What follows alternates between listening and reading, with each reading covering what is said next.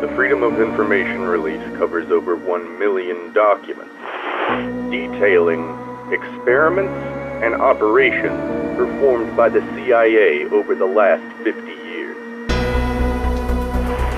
Something of a secret Cold War that happened under the noses of the civilian population. Much of what we're about to show you is not only disturbing, but completely unbelievable.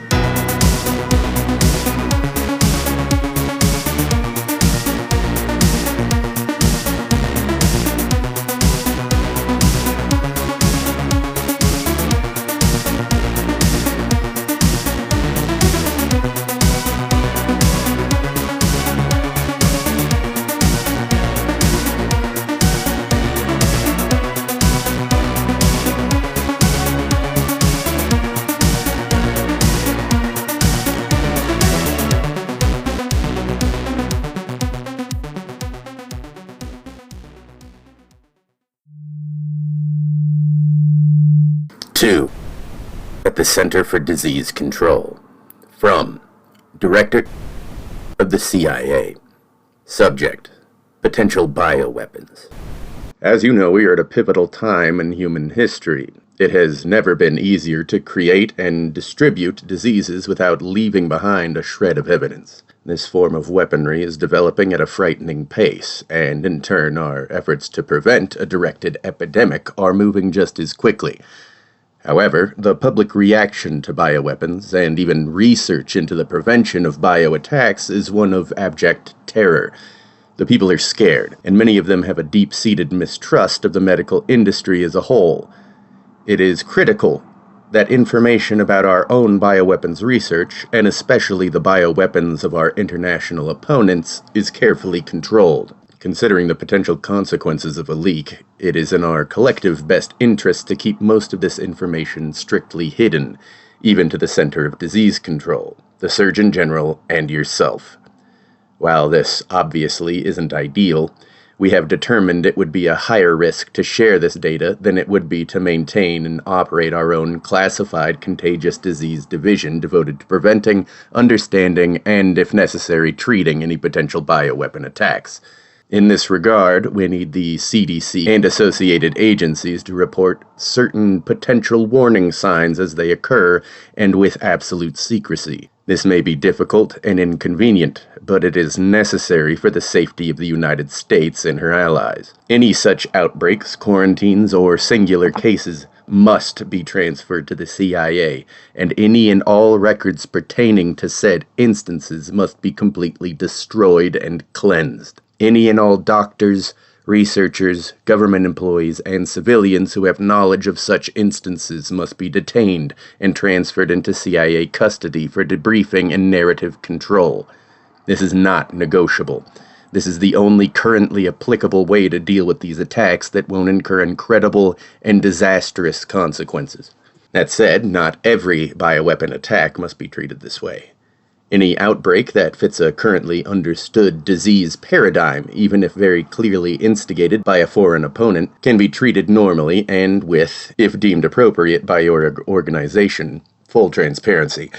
At this time, there are only 2 exceptions, though this number is expected to grow as more intelligence is gathered. These exceptions will be easy to identify based on the criteria listed in the attached documentation. See Exceptional Disease Vectors and Approach. Memorize these criteria wholesale. Memorize the associated instructions, and then destroy the attached documentation. We will keep it in our records until such a time as it can be revealed to the public. Until that time, you must tell no one about this directive or the outlined bioweapons. Whatever actions you deem necessary to complete any potential case transfers through your department without revealing this information will be considered admissible. Should any leaks occur, those affected must be detained and transferred to the CIA, or, if detainment is unfeasible, submit any and all available information about said parties to us. Once again, I must stress how critical it is for you to follow all these instructions. I understand it is an overreach, I understand many parts of this request would otherwise be considered illegal or unethical. I understand your many potential concerns, but, under order of the President of the United States of America, you will comply. Attached documentation, exceptional disease vectors, and approach. Number 1. Codename Totec. Indications. Sudden appearance of skinless human corpse. Highly contagious disease that attacks the fascia of the infected to an unprecedented degree. Excited delirium of those infected. Unusual longevity of infected persons, even when all or most of their skin is gone. Totec represents an incredible threat to public safety. Immediate quarantine of all infected and potentially infected persons is paramount. Ensure no infected person leaves quarantine, and ensure all those involved in the quarantine are themselves kept at a distance in case of undisclosed infection. Number 2. Codename Kronos. Indications. Sudden perceived time loss. Sudden perceived memory loss. Symptoms that oscillate between severe and completely non-existent. Seemingly contagious mental illness. Likely will be targeted towards a person or persons involved in telecommunications. While Kronos is not currently an epidemic threat, its nature and alarming side effects will draw an undue amount of attention. Considering its modus, it is important that no information about new cases is leaked. Quarantine is not strictly necessary, as the contagion cannot currently be halted by simple quarantine alone. Mercifully, it isn't yet terribly contagious, so any single cases can be swiftly and quietly sent our way. 2. Director of the CIA. From of the Directorate. Subject. Reply. CDC involvement. To answer your question, no, we have no reason to believe these diseases are a bioweapon, nor do we have any reason to believe they were created or discovered by our adversaries. They seem to be naturally occurring anomalies. It's simply easier to tell the CDC that they're biological weapons, as it will raise fewer questions about the strict level of information control. Try to word it gently, but say whatever you have to say to get them on side. If they try to go over our head, we'll have to install a new director to the CDC, and that will obviously slow things down. I'm sure you can handle it. I just want to stress what's at stake. As for the diseases, we've codenamed them Totec and Kronos. I've attached the associated documentation. As always, any AORD documents must be returned through the Directorate's courier system. I understand your religious objections to using the courier system, so I don't mind if you have one of your staffers do it. Case number. Codename Totec. Type. Phenomenon. Risk level 3. Locality unknown. Discovery. The first confirmed appearance of the Totec disease was in Idaho on March 19. There are some accounts of a similar occurrence happening in Holland sometime in the 1920s. However, these cannot be verified and include details and potential explanations that do not match Totec as it is currently understood. Before this, there is no mention of a disease even tangentially similar. The reason for its sudden onset and its continued reoccurrence are currently unknown. Since the first outbreak, Totec has occurred in additional times in the mainland United States, and potentially once in Central America, though this case was not managed by the AORD and can't be fully verified. It appears to be more likely to happen in late winter and early spring. However, it has occurred a number of times outside of this range. There is currently no explanation for these outlier cases, as all Totec outbreaks have played out in the same way with no noticeable deviations. There's similarly no explanation for why most cases occurred during the late winter or early spring. At first, the Totec outbreak was treated as a risk level 5 anomalous event. The spread was contained to a stretch of less than a half mile and included only the elementary school, supermarket, a gas station, and 2 residential homes. After all infected died and the rest of the town was purged, some effort was made to study the phenomenon.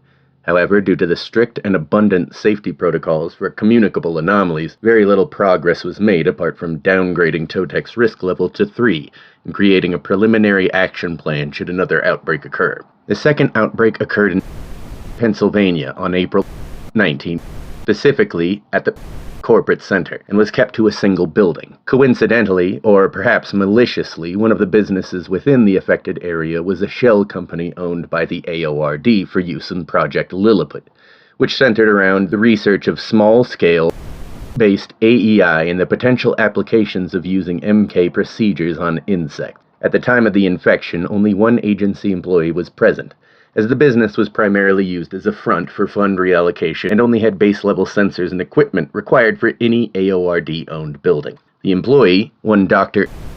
was unaware of Totec, but quickly recognized it as an anomaly and used his final days to study the disease.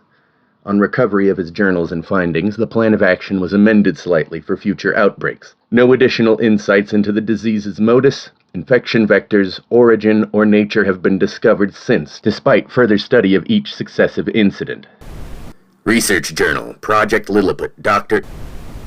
It's my turn to work at the offices today. We've turned the cycle into a division of duties, as the person manning the front has nothing to do outside of paperwork. I don't know how he could have done this, but I think Dr. timed out the schedule so that I end up doing most of the paperwork. I might make a timeline of our research workflow and bring it up with him if there's any evidence of trickery. I bet he'll just laugh at me, but it's better to be laughed at once than to keep being a stooge. Just because I'm diligent at filling out the paperwork doesn't mean I should have to do it all the time. The building has been locked down. Apparently a skinless body was just lying on the ground outside the front door. People are saying there might be a killer outside, so security's telling everyone to stay in their rooms with the lights off. I imagine this has to be some kind of attack from the Temple of... It's too unlikely that a regular murderer would be able to skin someone and leave them at the front door without anyone seeing them come or go. Plus, what are the odds that this would happen here of all places? It's too big of a coincidence. That said, I have no idea how this location could have been burned. Unless they have an AC level 8, they shouldn't be able to make it past the field generator. I guess it's possible it might just be a fluke, but I just don't trust that. Don't know much yet. I'm gonna have to see what I can find out. Hopefully it is just some psycho. If that's the case, I can just put a hole in his head and be done with it. I had to sneak past security to see it for myself, but the body is still just outside. Strangely, there isn't any police presence around it, though I imagine that'll be thanks to the division. Hopefully that means I'll be extricated soon. As for what's happening, it's hard to say, but I can be sure it's an anomaly. That body has no skin and no gouges or cuts that would suggest the skin was cut off. What's more, the veins are mostly intact. There's still a small amount of blood around the body, but not as much as you'd expect from a temple ritual, much less a regular murder victim. Strangely, I couldn't see a single drop of it leading to or away from the skinless man. Naturally, I can't step outside to take a closer look, but the doors and windows here are pretty clear, and there's just no signs of it being moved. Even if someone pulled up in a car and dropped it out there ought to be some amount of splashing. It's like whoever skinned this person did so slowly and carefully, and then placed them here equally slowly and carefully. That's not what happened, though, I don't think. It's way more likely something peculiar happened to get the skin off of them. And I'd say there's a good chance the body wasn't left here as much as it was sent here. The rest of the people in the building wanted to group up, and I couldn't say no. They think they'll be safe from the killer if we're all together. Obviously, I couldn't just tell them to leave me alone, or they might think I'm the one who did this. Whatever's going on is going to be hard enough for the division to cover up without me getting strung up in a kangaroo court. Or, more accurately, shooting a bunch of civilians. Now I'm stuck here in the custom party balloon company without my equipment. I wish I knew what was going on so I could tell whether or not I needed to break away, but I can at least see the front door from in here, so I should be able to tell what the response will be once it starts happening. The others, as you'd imagine, are in quite a state. They were already shaken up from the skinless body outside, but every minute that goes by without the police showing up, they get closer to Lord of the Flies. It's easy to forget in this business just how uncontrolled and potentially dangerous the average person is. I hope they send somebody soon before they start pointing fingers. It seems like it'll start at any moment. As for the body, it's still there. No changes, or at least none I can see or smell. It hasn't started burning or crumbling like I'd expect for a subdimensional ritual, and it hasn't come back to life or morphed either, so the temple was probably off the mark. That said, it doesn't seem to be gathering flies either. It's hard to say whether or not that's because of the anomaly or just the cold, but I guess I'll find out soon enough. They showed up, quarantined the whole building, told everyone it's a biological attack. They told them there getting the cure sent down from the CDC, but one of the guys in hazmat suits had a Zener card tucked in the back of his clipboard. I have no doubt that was meant for me. My star is going on the wall. Looks like this is going to be my last case. It's not even one I'm assigned to. Well, I guess I might as well be assigned to it. I doubt I'll be able to stop whatever's happening, but maybe I can figure something out about it. Not much else to do, really. On the bright side, I don't have to finish that paperwork. Plus, the team they sent didn't eliminate the entire building from local space, so that probably means I'll die and not something worse than that. Probably. I'll have to see if I have any new messages once I get back to my office. Now that the civilians don't think there's a slasher waiting around the corner, I should be able to wander off. Good news and bad news. I did have a message, and I am almost certainly going to die. Bad news is my skin's probably going to be coming off soon, and that is going to be at least somewhat painful. They don't really have a gauge on it. In fact, they don't have much about this one at all. I'd say they might be holding back on me, but I doubt they would, considering I'm a dead man. Apparently this thing is an unknown contagious disease that just pops up out of the blue. That's about all they've got, except for a warning that the infected tend to lose their minds before they die, so I'll have to make sure no one tries to break out of here. Some of the others are starting to show symptoms. It's a good thing we made this office a medical supply company. There's plenty of stuff here to analyze samples, and there's no reason for everyone else to doubt that I'm a doctor. A medical doctor, I mean. I am a doctor of mathematics with a specialization in knot theory, but that wouldn't put them at ease. So far, no virus, no bacteria, no fungus, and no physical signs of... I think it's fair to say whatever causes this must have something to do with atypical waveforms. It's likely that it spreads through alpha and beta waves, or otherwise the proximity wouldn't matter as much. Then again, that wouldn't explain why it just suddenly occurs for no reason. I'll have to wait for the sensor array to give me a reading to learn anything. It takes a lot longer than the ones we have in the lab. I mean, of course it does. The one in the lab has its own reactor. Guess I just took it for granted. Better check on the civilians, see if there's anything visible I might be missing. There's a non-zero chance there'll be a little cloud of smoke that replaces their eyes, or a ghost that waits behind them until their skin starts falling off. You never know with these things. The symptoms seem to be primarily pain or itchiness on the skin. That's not really that insightful, considering this all started with a skinless corpse, but there isn't much to go on other than that. Some have reported cold or flu-like symptoms, but that may be unrelated or even psychosomatic. Still no wave readings. Nothing unusual, even, as far as I can see. I even checked the field, thinking it might be something infecting the local reality and not just the people in the building. No dice, though. I can see why they wrote me off already. This nut doesn't seem like it's gonna crack before I run out of time. On that note, here are my observations of the infected. I'm not gonna bother using the official formatting since that will make it less likely to be read. So far, there's only 5 people showing symptoms out of a possible 43 in the building. 3 women, 2 men. No visible rash, no bumps, no lesions, just pain and itching. No noticeable pattern to where the symptoms begin. Seems as if it can just start up anywhere. I'm not sure the infected were the ones closest to the body when it arrived, actually. One of the infected, she works at the company across the hall from our office, and our office is on the opposite side of the building from the corpse. I'm going to confirm this.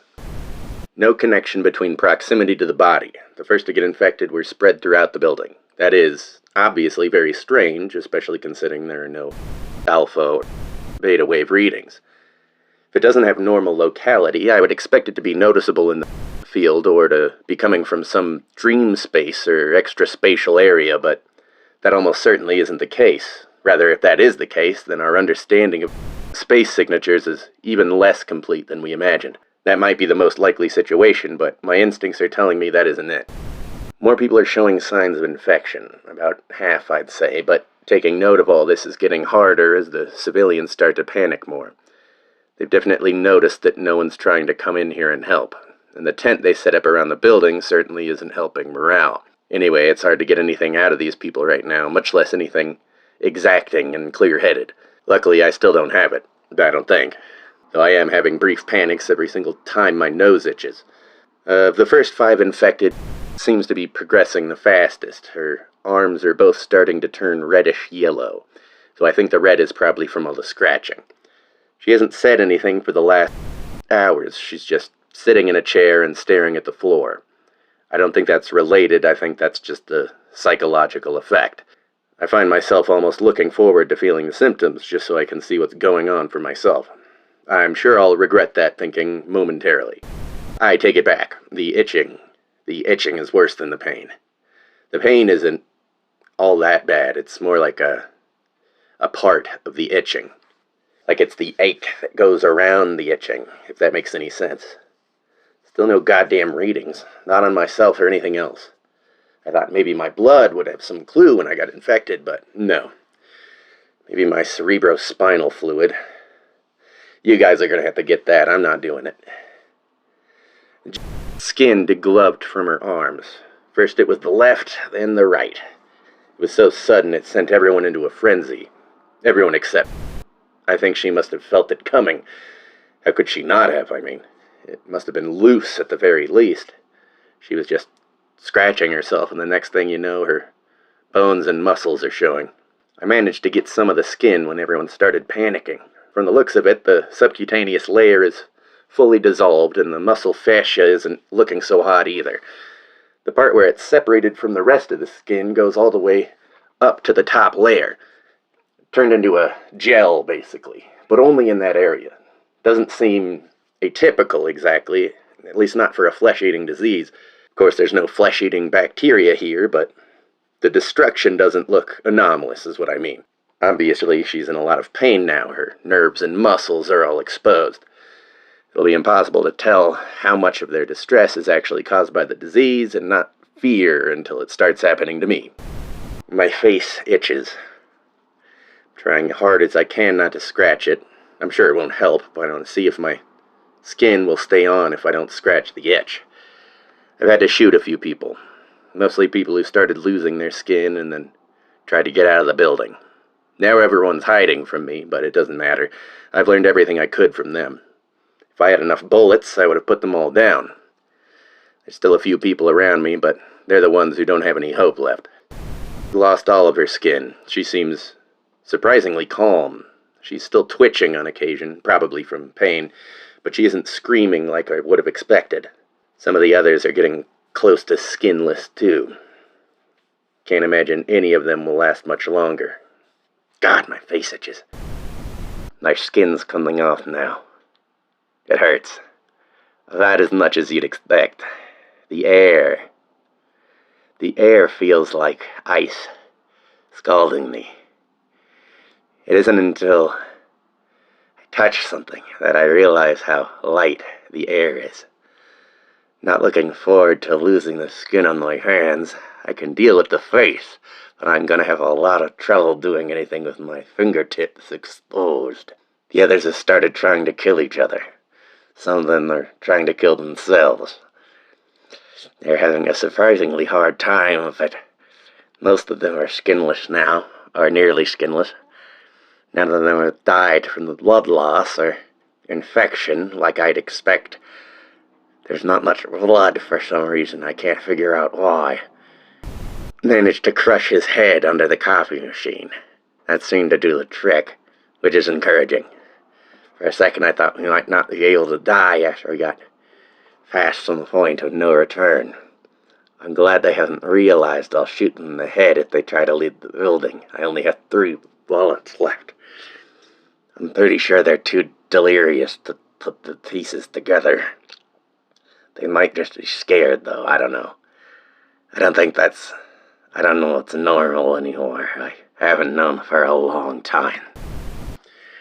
Still sitting there, but she's moving around a lot more. It looks like it really hurts, that she's pushing through it. There's some kind of rabies-like symptom affecting her behavior. She keeps muttering something. I'd go listen to it, but I don't want to move that much if I don't have to. Didn't notice earlier. Chronometers showing fluctuations. They're not different than normal distortions, but more frequent. Growing in frequency, I think. Whatever it is, has to do with time, but I don't understand how or why it would do this. Lost most skin. Just a hatch on the back and a bit more on the left thigh. It's been days, I think. Hard to tell through the tent. Gave up on killing. They broke the windows, but they can't break the tent. Good work. Wish I'd known I didn't have to worry about it before. The pain is blinding, and it never slows. I'm getting used to it, though. But it's so hard to stay focused like this. I hope I die soon. Stood up and started walking in a circle. She's still muttering, saying, "How many more?" I don't know what it means, but it seems important. I'm not gonna kill myself yet. I wanna know.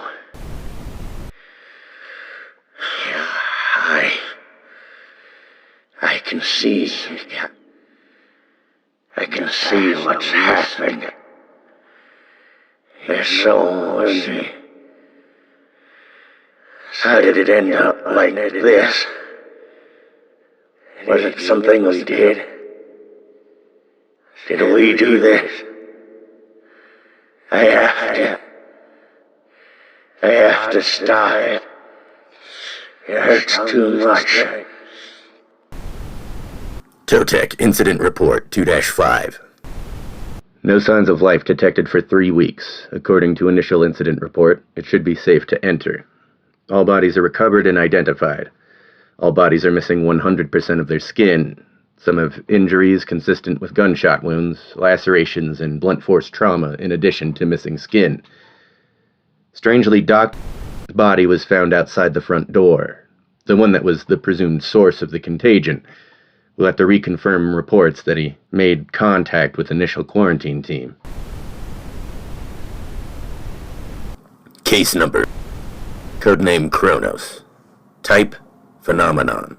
Risk level 1. Presumed possible in any location. Discovery. First known case of Kronos was diagnosed as a derealization disorder in 19. The infected was a communications officer, one with the OSS, assigned to research new methods of transmission for the war effort against Germany. At the time, it was treated as largely innocuous, as it did not spread amongst his coworkers or family, and the symptoms were largely benign until he was retired and living as a civilian. And local records, however, describe worsening episodes, happening less frequently as his life went on, which is consistent with Kronos infection. The first case documented by the AORD was in 19, when a small outbreak began at the phone company cell tower, which was in the process of being altered to allow further surveillance of domestic text messages and phone calls, as well as implementing a rudimentary IH protection into the infrastructure. The disease affected a total of 2 workers, both of which worked in close proximity, building and maintaining cell antennas and managing effective radiated output. Despite frequent interaction with their coworkers, over a dozen of which came into contact with them on any given day, no one else became infected. By coincidence, the control overseer assigned to the project was aware of the Kronos disorder, as they were a holdover from when the OSS became the CIA, and was already privy to all confirmed anomalies available to the agency at the time. The infected were placed into quarantine for study, and the rest of the staff were kept under close observation to avoid the possibility of the disease spreading. After the initial study, both of the infected, one Mr. and one Mr. became employed by the AORD under communications and logistics, with the caveat that any and all active episodes of the Kronos disorder were to be documented and recorded if possible. Due to the low likelihood of infecting others, as well as the relatively mild symptoms, no provisions were made to accommodate or isolate them at the time. As of 2000, both have entered the largely dormant state of the disease, and are expected to have their next episode sometime in 2000. Interview log 1-1. I'm 26 years old. No, I have no history of mental illness. My mom's side of the family has bipolar disorder, Well, my aunt does. I don't know about anyone else in my family. Yeah, so basically, I was at work, on my way to work last Thursday, and the next thing I know, I'm heading out the door. Like the very next thing. No warning.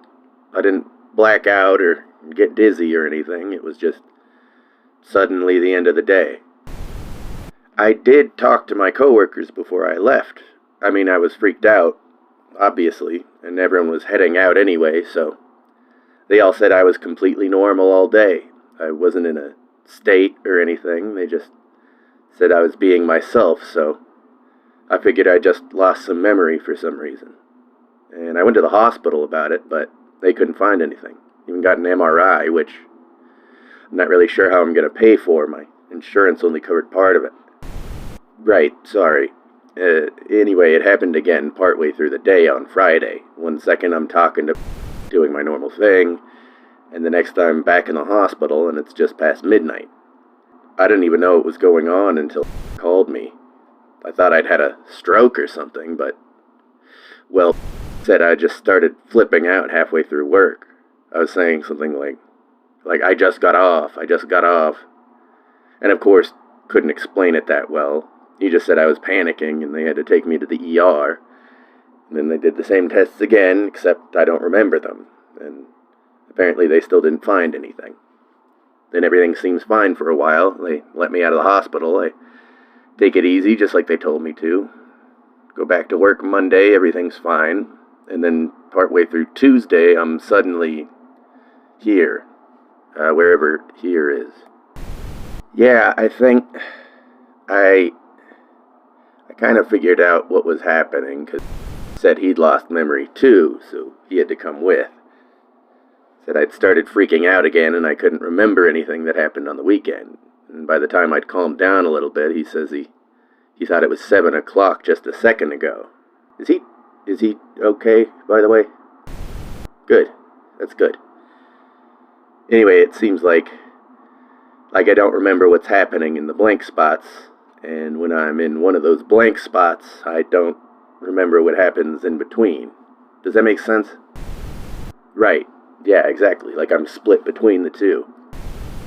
Well, I mean, I remember my whole life, right now at least. I can't really think of any parts that would be missing, so... No, I think I'm good, but, I might not realize it if I'm forgetting something, and I certainly can't speak for how I am during the blank spots, because, I don't remember them. You'll have to ask me when it happens again. If it happens again, I mean. Interview log 2-1. Hey, are you in charge here? I jumped again, but no one's giving me a straight answer as to what time it is. AM or PM? What day is it then? Monday? That can't be right. It was just... Are you telling me it's been a week? It was just 30 minutes ago. What the fuck is going on? Why can't I remember? What even happened over the last week? So, okay. Okay, you guys can fix this, right? You can cure it? Whatever this is? Got it. That makes sense. Yeah, I can remember everything before... Jesus, Thursday, no blind spots or anything, as far as I can tell. I remember getting to work. I remember driving there. I remember... Wait, where's my wife? Can I see my wife? I did? Well, I want to see her again. Right. Sorry. Yeah. I don't think I have any missing memories before that. It's just... I don't remember going home. I don't remember getting let out of the hospital. I don't remember going back to work. Yeah, I remember being taken here, wherever here is. Interview log 1-15. Thank you. Yeah, I'm adjusting just fine. I kind of feel like I'm in a spy novel. I know I probably shouldn't say stuff like that anymore, but... yeah, exactly. No, work is good. The pay is good. My wife is really excited about the subsidized housing. Yeah, no complaints, really. Everything's great. You mean the last interview you did? Let's see. We talked about the memory lapses and... Well, that was before we started working for the agency, so I was pretty scared at that point. I mean, they just threw a bag over my head, so... Or at least I assume they did. I don't actually remember that part. Oh. Was that during one of the, episodes? Ah, yeah. No, I don't remember that at all. I'm sure that's no surprise, but yeah, absolute blank spot. I imagine I was distressed. I know it's me experiencing all that, but since I can't remember it, it feels like it's not actually happening to me. I mean, not happening to me, you know? Yeah, you have a recording? Yeah, I'll take a look. Wait, where's my wife? Can I see my wife? Whoa. I guess, yeah. I wouldn't have seen my wife during that episode, did I?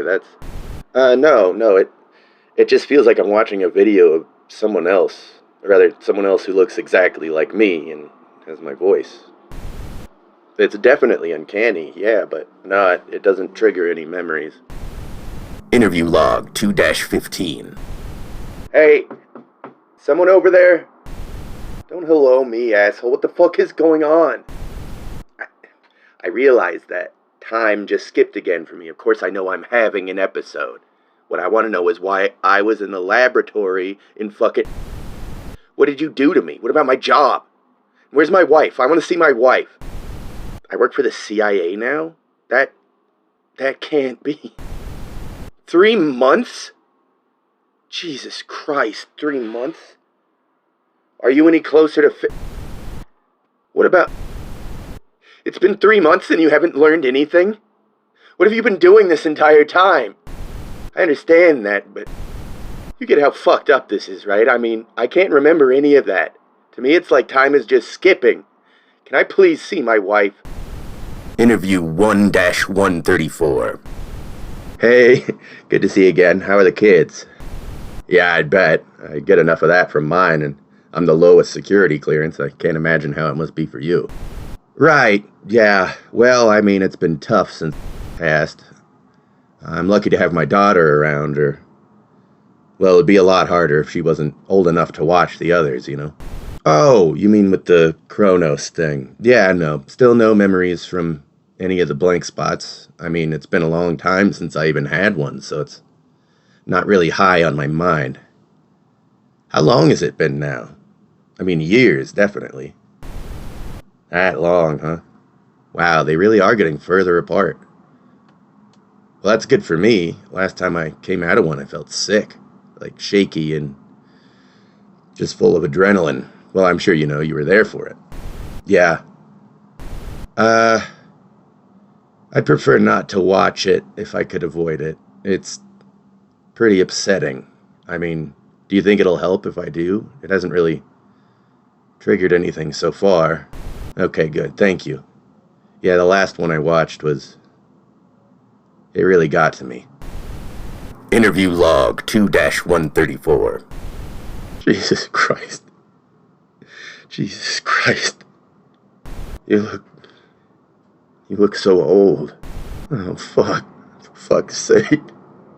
Can you please I just want to see my wife. Can I please? I think if she held my hand until the next one. Why are you looking at me like that? Where's my wife? No. Fuck. Please, no. Please, I want to remember. Please, stop. It doesn't matter. That's not me.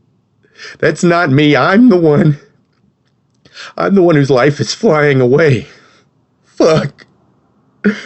All this started a couple of days ago. It's gonna happen again. And I'm gonna be an old man. Jesus Christ. Please make it stop. Please. Whoa. I had another one, huh? Jesus. I'm crying. Must have been a bad one, huh? Oh, that's right. I hadn't had one since I died. Good Lord, that's... Yes, please. I feel like I just got hit by a truck. Well, at least it'll be a good long time until the next one, right? 20 years. Well, we'll see if I make it that long, huh?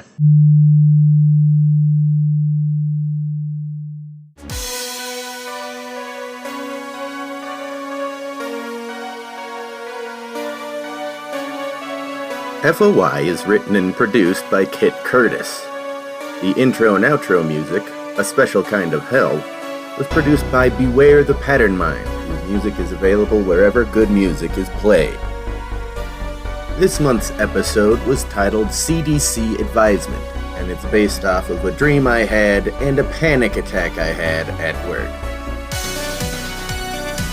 If you like this show and want to hear more of it, show your appreciation through material goods sent to me directly. Thank you for listening.